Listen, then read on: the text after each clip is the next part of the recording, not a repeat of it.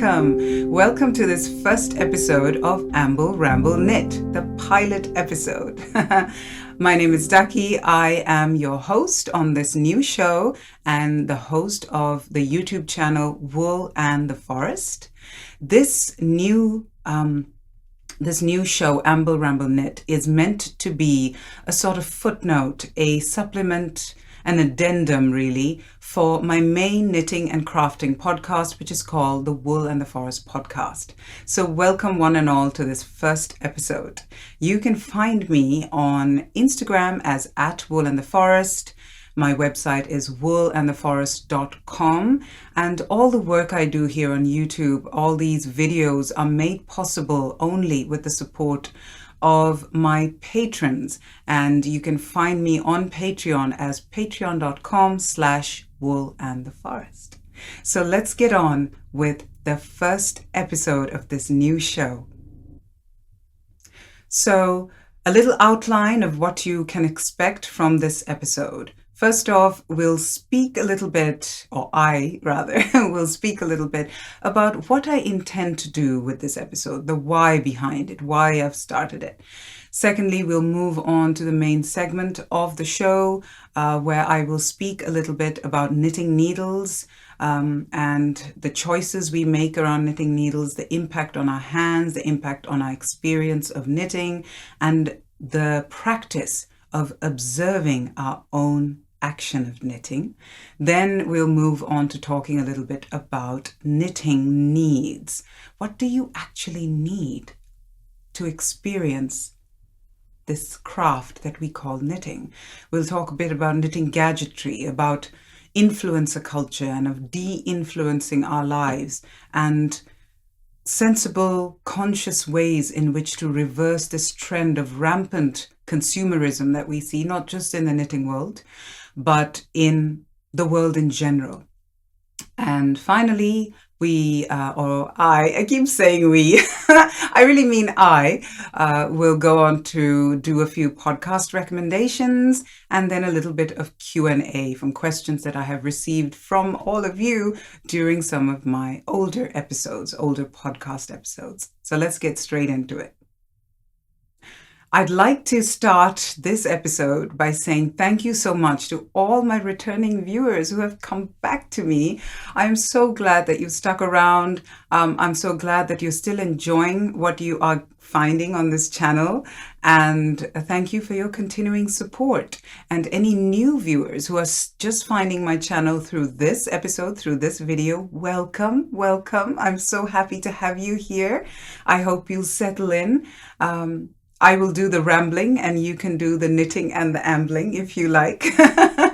And I just hope you enjoy what you see here. And remember, if you do enjoy what you're hearing, if you resonate with the messages I'm bringing through this show, through my other podcasts, if you feel at home here, please do make sure to subscribe to the channel using the subscribe button below and give me a thumbs up so that more people like yourself, like-minded people who will resonate with what I bring, can also find this podcast, and we can create a lot of healthy, functional, wonderful chatter and community around what's happening here. So thank you for doing that. So, this new show, Amble Knit, came about because I was finding that my standard podcast episodes were simply becoming a little bit too long when trying to fit in everything I wanted to say around knitting. I have so many opinions. I'm very opinionated, as you will find out. And I was finding that the podcast episodes were simply getting too long, and I was always cutting things out and leaving things out. And in an attempt to keep the main podcast to a manageable size, I thought I will take some of this knitting-related chatter, but not necessarily having to do with specific finished objects or with yarns or with, immediate things I'm working on, things that are outside of those items being knitted, but things that are still very much related to knitting, conversations that are very much related to our practice as knitters, I wanted to give a separate show to that.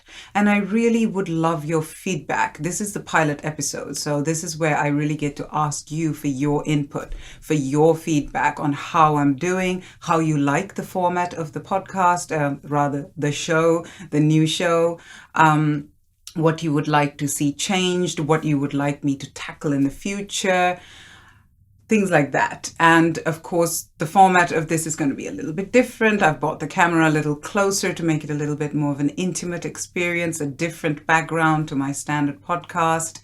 I also wanted it to feel a little bit like an amble in the forest, as if you've just got together with a friend you haven't met up with in a while, and you just go for a walk down the forest path, and you're both knitters, and your tongues are let loose, and you finally have this person who gets you on the knitting and on the wool level, and you find that all sorts of things that have been living inside of you, all these things you want to express about this craft that brings us so much joy, that it all comes flooding out. And that's how I want these episodes to feel like. And please let me know if I am getting close to the mark, if I'm achieving that, or what more I can do. So I do want to keep these relaxed, but I also am very conscious of the time and to make sure I make these into short, manageable episodes for me to make and for you to view. So do remember to use the comment field freely to give me lots of feedback on this first episode. And don't be afraid to leave multiple comments, because I know when I watch podcasts, often at the beginning of a podcast, there's so much I want to say about something I've seen or something I've heard from my favorite podcaster.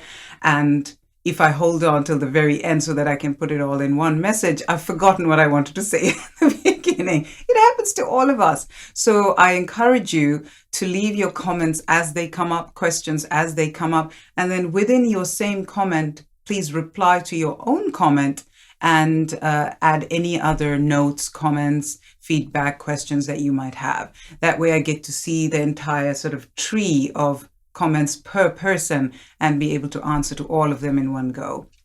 That's what I have personally started doing with my favorite podcasters and shows that I watch on YouTube. And it's made it a very fun, very sort of, I would say, immediate way of interacting with the people I'm watching.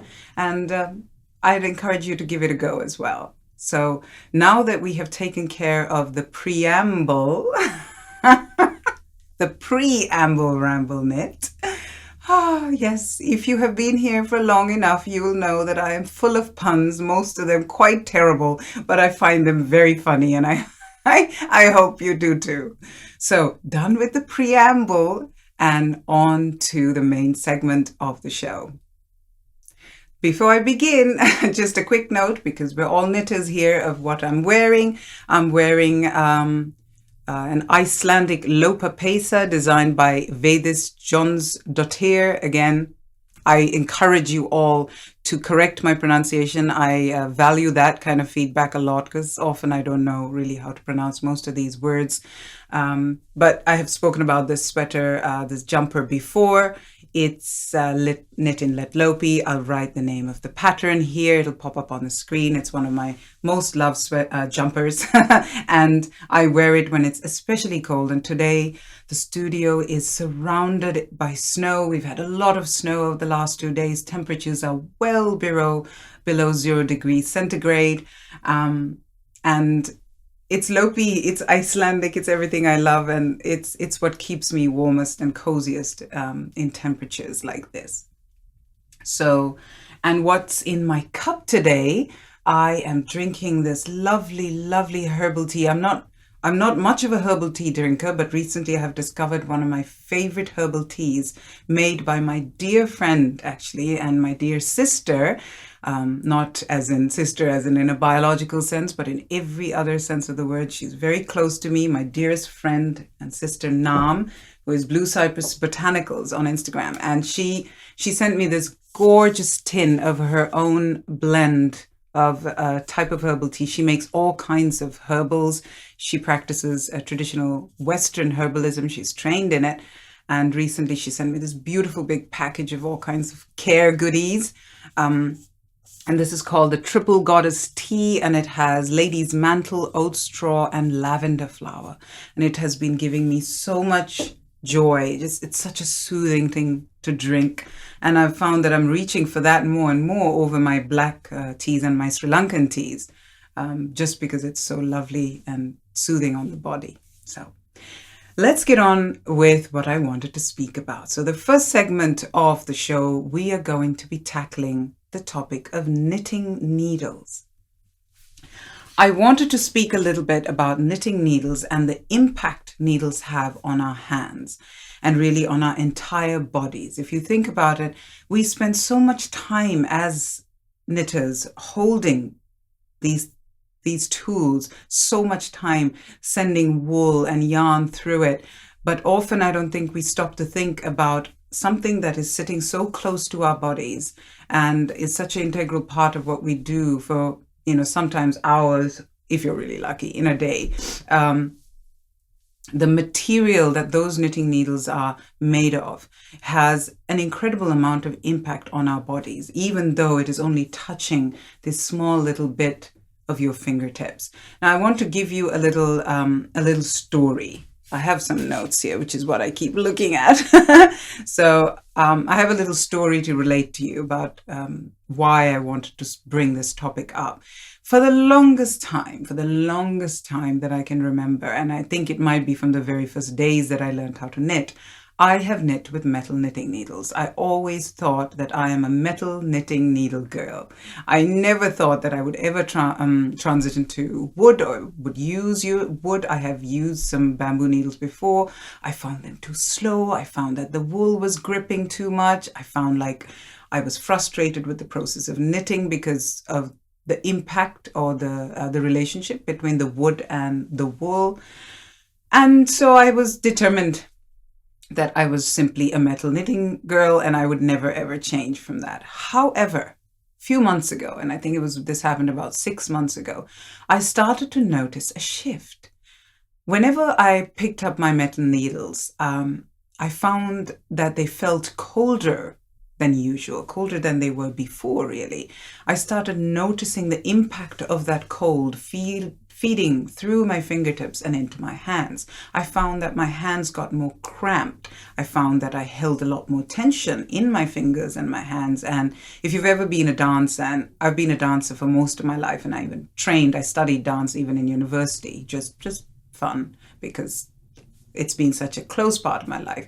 We always speak about this thing of upstream and downstream, because the body is not just one isolated part from each other. It's a very complicated and complex and highly refined intertangle of everything. It is a whole thing.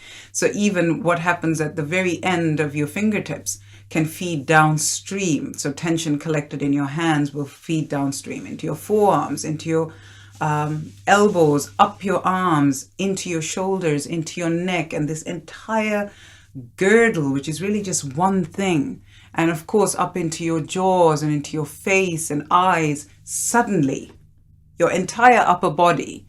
And if you continue going through this kind of pain, it'll feed downstream into your hips and your legs and everything. Your lower back starts to get affected because our body is one whole being, completely and utterly interconnected.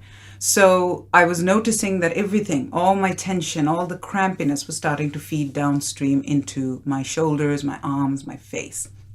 And I was more and more reluctant to pick up my knitting. It was not even a sort of a conscious reluctance.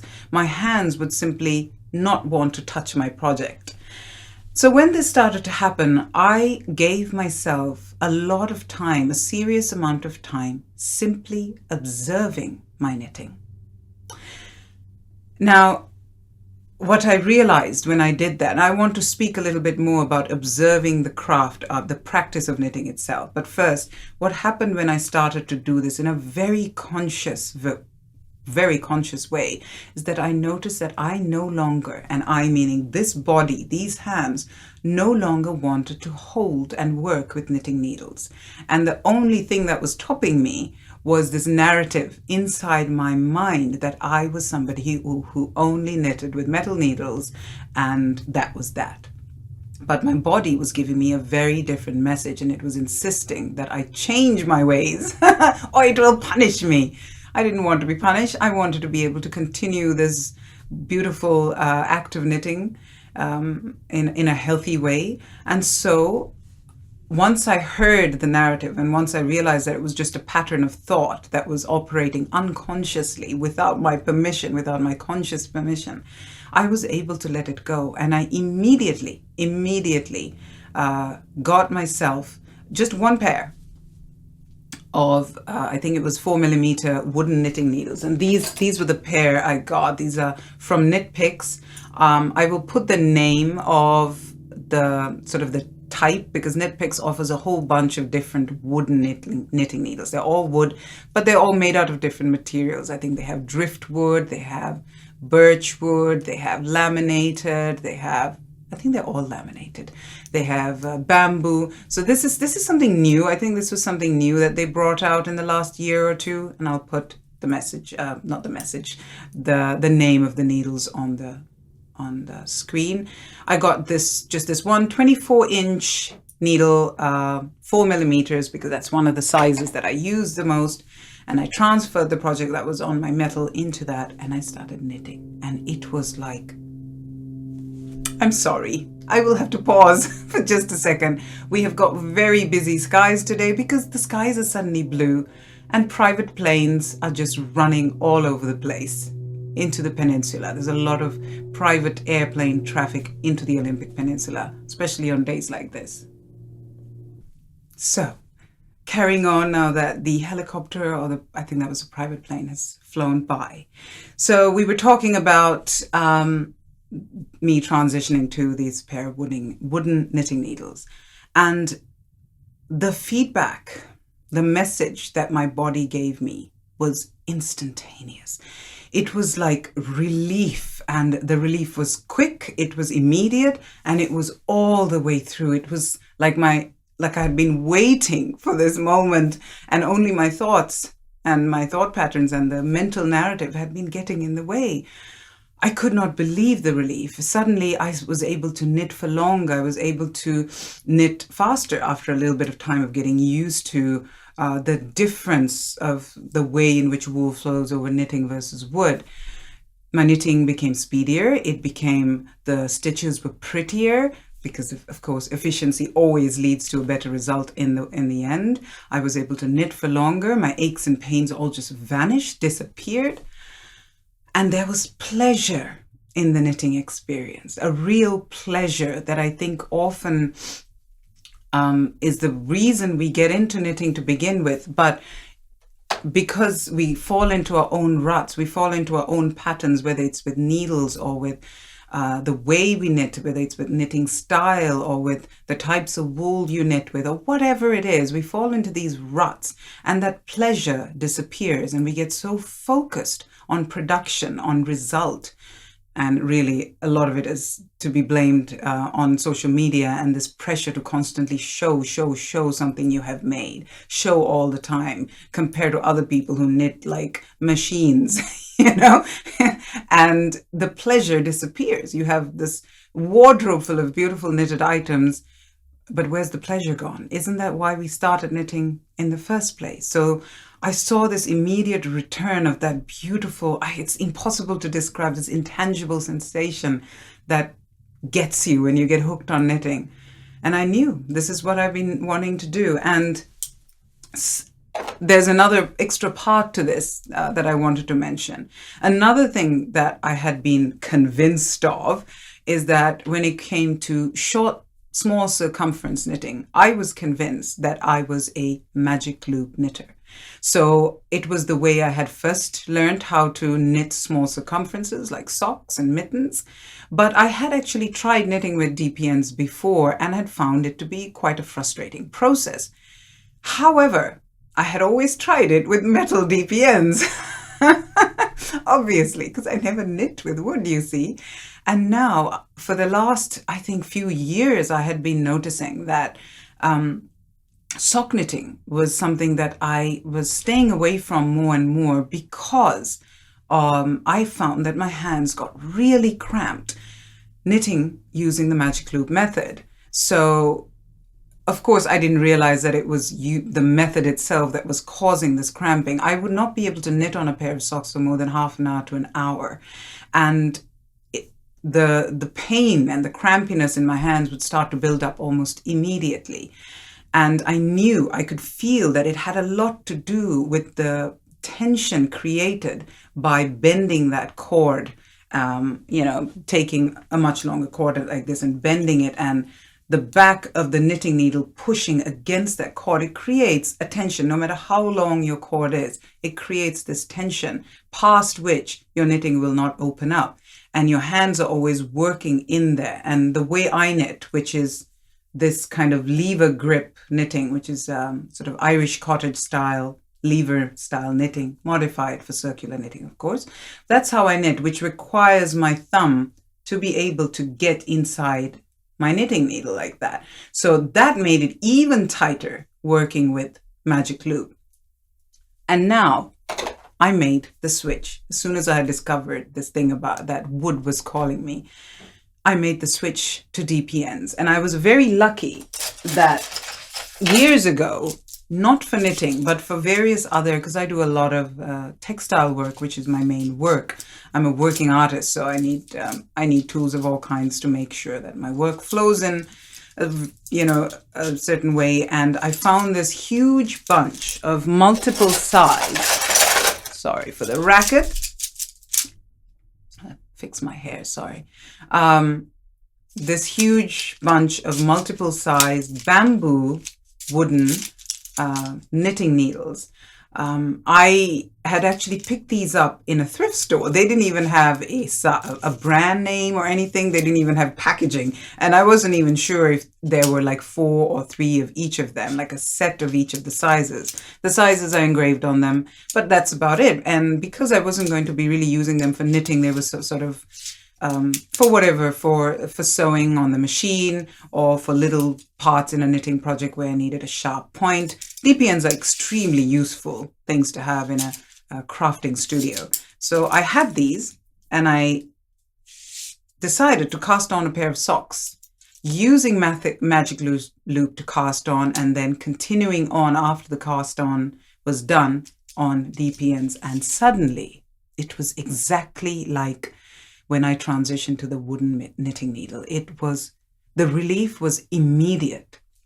Now, none of that tension is there in my hands. None of this tension is there in the actual circumference, the small circumference I'm knitting. I can knit socks for hours if I had the time. Of course, I don't actually have the time in my life to knit for hours because I'm a mother of 4. And some of you will know, my 2 older girls are unschooled/homeschooled, and the other 2 are very small. The youngest is still 8 months old, almost 8 months old, as a baby and as a breastfeeding baby. So I don't have hours. I have minutes here and there to knit. But I'm finding that I can sit down in the evening when everybody's gone to bed and actually just knit till bedtime entirely on a sock, which I was never able to do because of this. And again, that pleasure, that sensation of, oh, I'm in flow. This feels right in my body. It feels right in my emotions, in my sensations. It was back. So all of this story was related to you to get to a much bigger point. And that is about bringing back observation and paying attention to the act of knitting. Now, there are 2 words that I have a lot of issue with that I constantly see being used about knitting in, for example, on Instagram, which is really my only social media that I use for knitting. I have a Ravelry account, which I never use. I can't remember the last time I logged into Ravelry. And on Instagram, for example, I see these 2 words, mindfulness, when it comes to knitting, and mindlessness. So there's this mindful knitting and mindless knitting. First off, I want to tackle this word mindful. Mindfulness is referring to an idea, an ethos, a spiritual process, a spiritual tradition, a technique, a yogic technique, all coming from the part of the world that I was raised in. It comes from yoga, it comes from tantric Buddhism, from Buddhist meditation techniques, from the spiritual schools, the spiritual traditions of the South Asian subcontinent. But the term mindfulness is something that has taken these very, very specific, very, very well articulated and practiced, let's say, techniques, and has been significantly, horrendously distorted, appropriated, and misrepresented in the West, in Western popular culture, this whole idea of mindfulness. And the word mindfulness itself does a terrible job at conveying what it is that it's trying to convey. And I find that I stay away from that word completely, because the more native languages, the native Indic languages like Sinhala and Sanskrit and Pali and Hindi are far more suited to expressing these ideas using those words. So when it comes to English, mindfulness does not do a very good job, because the idea it's trying to express is actually not about being in your mind or being full of mind. It's actually of stepping away from mind. So I don't use the word mindfulness when it comes to knitting at all, because it is it gives the wrong idea, and it's used in the wrong context, and it's a badly appropriated and distorted word. But there's also this idea of mindless knitting. Now, I'm not suggesting that mindless knitting is a bad thing.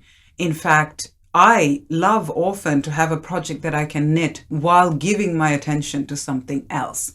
So whether it's entertainment, whether it's watching a show or a podcast or listening to an audiobook or chatting to my husband or talking to my babies, I have projects that I will do where my attention is not on the act of knitting itself. Knitting is just happening in my hands and my attention is somewhere else. I completely agree that it can be a very pleasurable thing to do.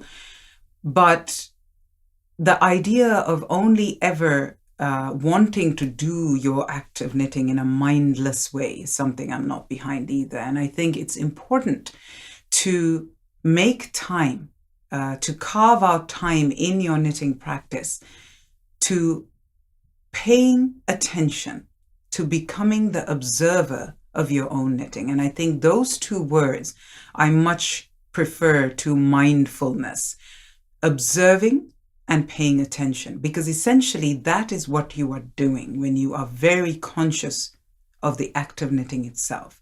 You are becoming the observer of your own knitting. That's a very clear way to express it. Or you are watching, you are the watcher or the observer, or you are paying attention to what you are doing without being either in your mind or being outside your mind and distracted by the outside world. It is only when you can step outside of thought, when you can not be in the outside world, but also not be engaged in your internal psychological ramblings and makeup and narratives. It's only when both are gone that you can truly observe something. Next time, don't take my word for it, right? Next time you're knitting, give yourself 10-15 minutes of your knitting time to simply observe, and you'll see this happening. You'll see that you can only truly pay attention to what is happening in your hands if you're neither here nor out there. And I think when we allow more of our knitting time to be when we dedicate more of our knitting time to paying attention to the actual act of knitting itself, all kinds of things that we may have missed about the knitting itself, whether it's about the materials we use or the wool we use or the way we hold ourselves while knitting or the way our hands are, or the technique of knitting, all kinds of things that simply we do not pay attention to will suddenly appear. They will become apparent to you. They will appear before you. And I think most of us will benefit from paying that level of attention, because it can only lead to improving your relationship with your knitting. It can only really lead to enhancing the experience of knitting itself. So I encourage you to find small moments of your knitting time to give towards this more attentive, more observant way of knitting from time to time. And let me know how that goes for you. Please do. So next up, I wanted to talk a little bit about knitting needs. Now, I often hear, whether it's on Instagram or even here on YouTube, I often see people talking about things you need. You must have this thing so that you can knit. You need to have this, or, you won't be able to knit and enjoy your knitting, or have a sort of a fulfilling experience of knitting. And, I really dislike being told that I need something, that I need some gadget or need some new kind of tool or some expensive, specialized, single-use item to be able to practice a craft that has been practiced for thousands of years in almost every single part of the world.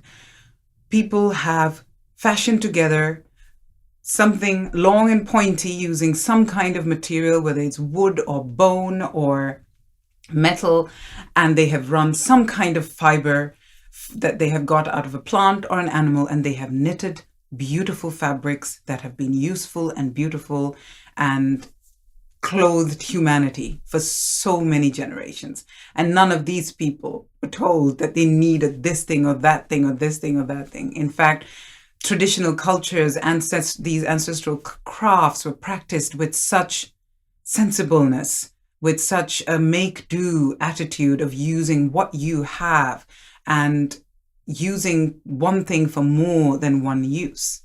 So something I have a lot of issue with is this whole influencer culture that I see, which is a big problem. One of the bad effects of social media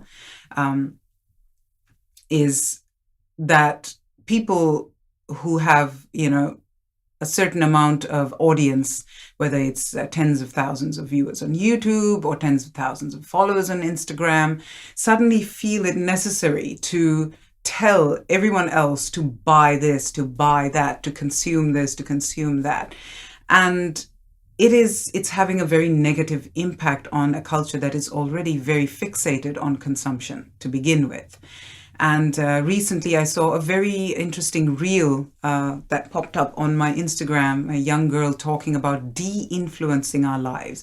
This had nothing to do with knitting. This had to do with this new trend of influencers who are constantly out there telling people to buy these recyclable or reusable water bottles as a way to get away from plastic water bottles, of course, but how just, changing your reusable plastic water bottle every 6 months is not really encouraging restrained consumption. It's simply, moving your focus from one type of negative consumption to another type of negative consumption.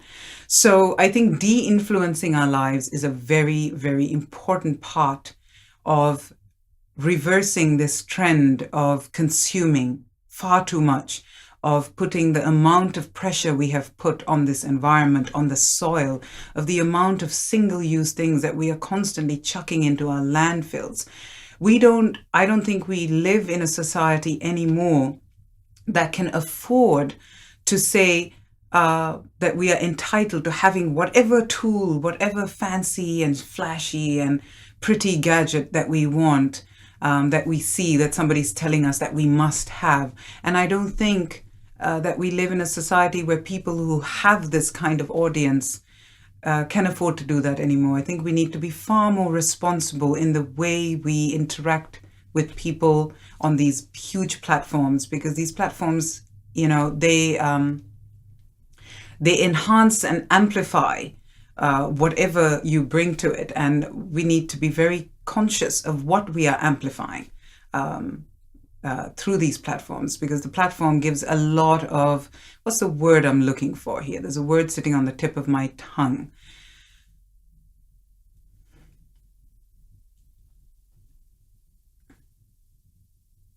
Well, the word is not coming to me, but amplify is a good word. And being conscious of what we amplify. And I think each of us can be very conscious when we are viewing material online that to be aware of this trend of influencing, and to mentally step away from that, and to be conscious that whatever we use, whether we feel entitled to using it or not, that whatever we use, whatever we buy, whatever we consume, and here we're talking about the craft of knitting itself, that it has an impact on the planet, on the soil, on the food we are able to bring out of this soil. We are going into the next 20, 30 years of significant social and climate upheaval. There are soil scientists all around the world talking about the fact that we have about 25 years of healthy soil left. And this is the food we eat. If we do not look after the soil on which we live, on the top soil of this planet, we simply will not have enough healthy soil left to grow the food we need to feed the billions of people on this planet. So I think we no longer live in a world where we can shy away from these conversations. We need to become far more responsible about the way in which we use these platforms. And as individuals, we need to simply become more conscious of our choices, of what we buy and how it impacts the world we live in, and of becoming more and more simplified. We need to simplify our practice of consumption, so that we can buy less single-use items, that we can work more with what we already have. And this is something that I will expand on in the next episode of this show, when I will talk a little bit about the inherent sustainability of traditional tools, of handmade tools that have existed for thousands of years, and stepping away more and more from these single-use, highly specific tools which cannot be used for more than one thing. So now, I want to make a footnote here. Of course, a lot of the things that I'm bringing here might seem very uncomfortable. I might lose a lot of subscribers, a lot of viewers as a result of this show. I'm entirely aware of this, but I'm only doing it because here's the thing. When you are given a bit of a soapbox on social media, online, on YouTube, for example, and my channel is hardly a soapbox. It's more like, I don't know, it's like a little stack of envelopes on which I'm standing up and going, listen to me, look at me. It's hardly a soapbox. But when you do have the ability to have some kind of impact, you can do one of two things. You can do what everyone else is doing, just toe the line and do the thing that allows you to, grow your subscriber base, to grow your viewership. Do the thing that's trendy, because that will give you a very predictable result, the result that everyone else is getting. However, you can either do that or you can do the other thing. You can use the sudden platform that has been provided for you, my little stack of envelopes, and you can bring a completely different message. You can do something to enhance voices, enhance narratives, enhance a perspective and a worldview that is simply not being represented or being brought out. And I'm afraid I'm one of those people who will always do the latter because I think I'm far too aware of what is happening to the soil on this planet to keep quiet. And if you are feeling uncomfortable, if you are feeling sort of threatened and sort of, unhappy with what I'm bringing here, and it's all new and a little bit, uncomfortable, please do understand that on the other side of discomfort is often phenomenal growth, phenomenal transformation. So if you can stick with me, I hope we can make some big things happen. Well, not big, but at least things that can impact us even in this one aspect of our life, this one loved aspect of knitting. And so I hope you'll stick with me if I haven't offended too many of you. So moving on to the next segment of the podcast is a few podcast recommendations. I have 3 podcasts to recommend to you, actually. First off, there is a lovely knitting podcast being run by a lovely lady from France. Her name is Jenny, and her channel goes by Jenny Rakoto, I believe. All the information, of course, will either turn up on the screen, and everything I speak about when it comes to people or yarns or patterns, everything will be included in the description box below. So Jenny Rakoto, she left me a very sweet message on one of my podcast episodes, and everything she said, it resonated deeply with me. So I went and checked out her channel, and I have to say, it's one of my favorites. It's slowly becoming one of my favorites. I love her aesthetic, the restraint and the elegance of these little videos that she produces. There was a recent vlog that she released about finding physical knitting community, finding a group of women with whom to knit with and to spend time with and to go to a retreat. And she did this sweet little vlog about it. And the ideas she expressed in it are so close to home for me, because I really believe in physical community, because I believe human beings evolved for tens of thousands of years not to be in these synthetic virtual worlds and communities. That has a different kind of impact on us, but what we were designed for is blood and bone, here and now, real life community. And she expressed how her love for knitting returned as a result of finding this fellowship, the sisterhood of knitting, and being able to sit in actual true communion with other people who love this craft. And that hit home to me. So I think if you like that kind of thing, you'll find her channel quite beautiful. And I love the restraint and the elegance with which she makes things. So I love your work, Jenny. I'm so happy to be your online friend. And the second, it's quite the rumbling, isn't it? We live very close to a naval base, and they have a lot of these exercises and stuff running in the air, which makes it feel like the whole world is trembling sometimes. Okay, it's gone. Second podcast I would like to recommend to you is Yarn Chaos. It's another new podcast on YouTube. And again, I found out about the podcast because wonderful Birgitta from Iceland, she got in touch with me, and I've been watching her podcast since the first episode, and I really enjoy them. She is a fabulous, fabulous knitter, a lovely lady, and of course she's from Iceland. If you know anything about me, is that I have this thing with Iceland. Yeah, I have a thing with Iceland. I love everything about Iceland, the culture, the people, the knitting culture, the Icelandic sheep, to whom I dedicated an entire audio podcast once. I'll put the link in the description box if you haven't heard of my audio podcast, Tog and Thel. Iceland is everything to me, and I feel this incredible sense of familiarity with everything to do with Iceland, which I can only explain as a very ancient and recent memory. In our part of the world, we say, in Sri Lanka especially, we say that some of our lifetimes are closer than others in memory. And Iceland, my love for Iceland, the feeling I have for Iceland can only be explained that way. So Birgitta's Yarn Chaos podcast, you will enjoy it, I think, very much. And the final podcast I would like to recommend is The Knit State of Mind, run by two wonderful podcasters, and I really enjoy their podcast.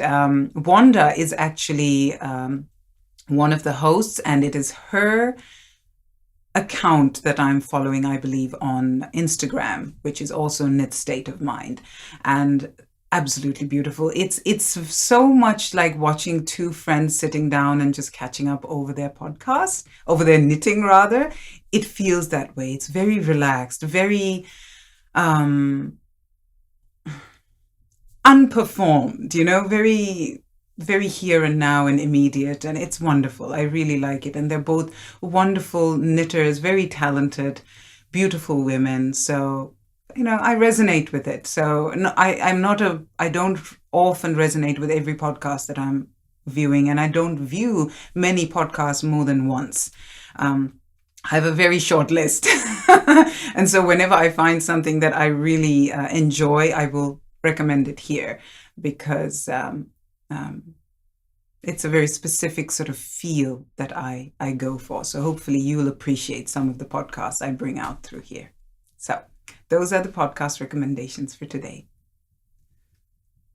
So I wanted to finish a little bit with some Q&A. And here I would like to encourage you to please ask your questions in the comment field, because whatever questions you have that I feel like I can tackle, I will tackle in the Q&A part of Amble Knit in following episodes. So that's a good way to go about it, I think. So there are two questions that had come up in one of my previous episodes of the podcast that I wanted to bring up. The first question was, whether my work as an indigo textile artist, I'm an indigo artist, a textile and batik artist, that's what I work as, outside of my knitting, of course. Somebody asked me whether this is something I had trained to do, whether this was my background, whether I had studied for it. And the answer is actually no. I took the complete opposite route that my own mother did. My mother is actually a trained textile artist and designer. That is how she started off life. She started working in my grand aunt's studio, one of her aunts, who had this very well-known hand loom and hand batik textile studio, and she started by working for her, and then she went on, of course, to do a lot of pioneering textile work in Sri Lanka herself, in both hand woven textiles and batik, hand batik techniques, traditional Sri Lankan techniques. And after marriage, she, and after my brother and I had grown up a bit, she actually went back to academics. Now, I started off the other way around.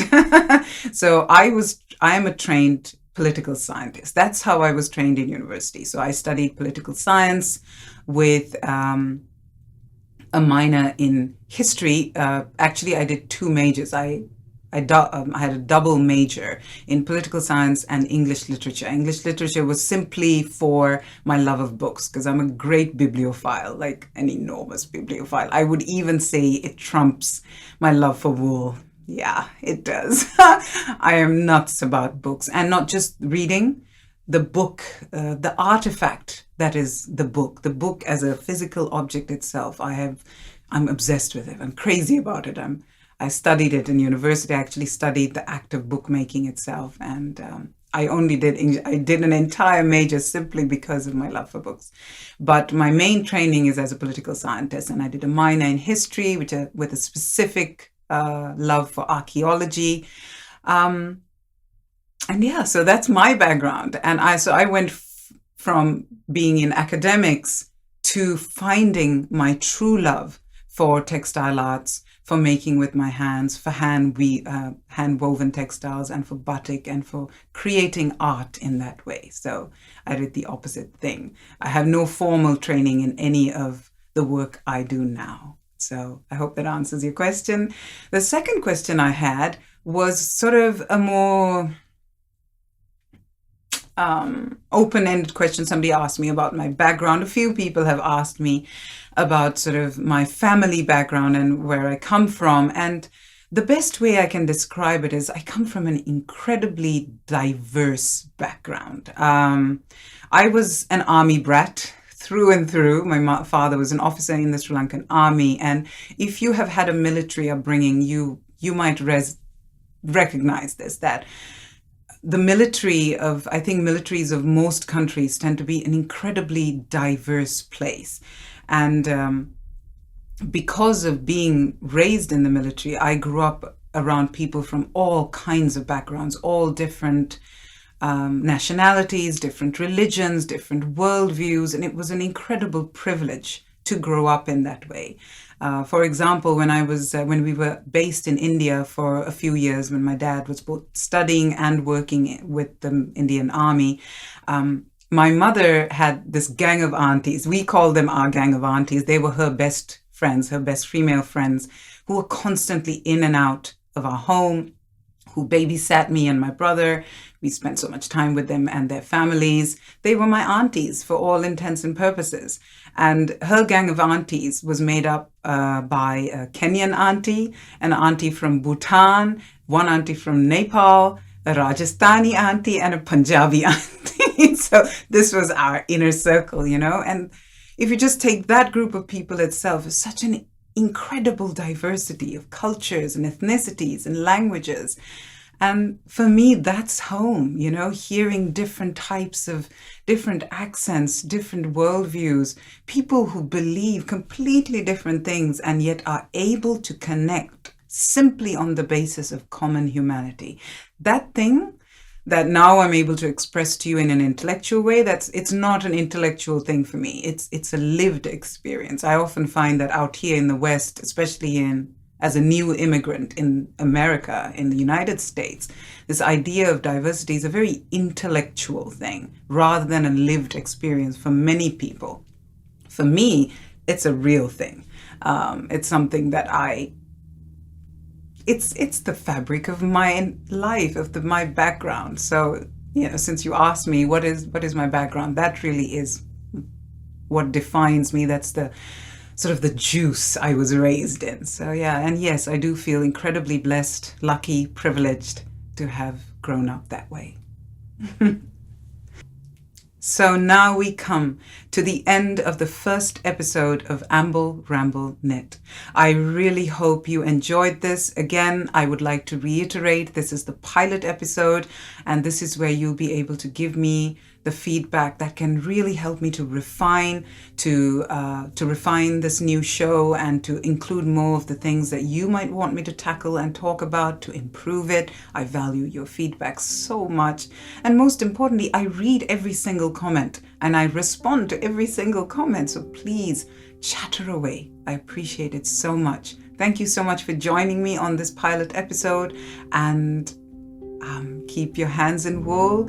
Remember to give those precious, conscious moments to observing your knitting whenever you can. Bring back the pleasure. Bring back the pleasure to your knitting. That's what this beautiful craft is all about. And I will see you all in the next episode of Amble Knit. Take care. Bye.